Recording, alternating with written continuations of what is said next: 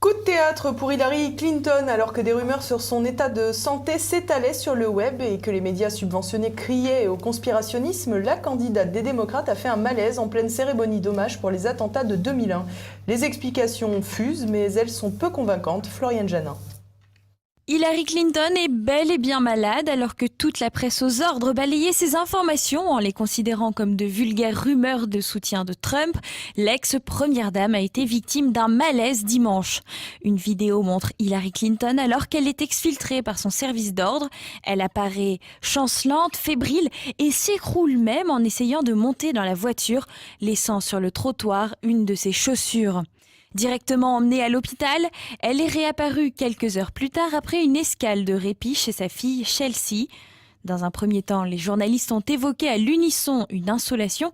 Pourtant, l'ambiance était respirable à New York, entre 27 et 28 degrés avec du vent comme en témoigne le mouvement des arbres sur la cérémonie. Pas de quoi tourner l'œil quand on est en bonne santé. Quelques heures après la sortie remarquée d'Hillary Clinton, les explications par l'insolation ont fait long feu, sans doute trop peu crédibles.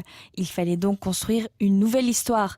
C'est ainsi que l'on apprenait qu'il avait été diagnostiqué une pneumonie à la candidate et ce depuis vendredi. Explication pratique puisque Hillary Clinton était apparue de nombreuses fois avec des quintes de toux inarrêtables ces dernières semaines. Pourtant, l'explication semble guère plus crédible que l'insolation. En effet, à sa sortie de l'hôpital, une petite fille d'un des membres de la compagnie de Clinton, précisons-le, s'approche d'elle pour faire une photo.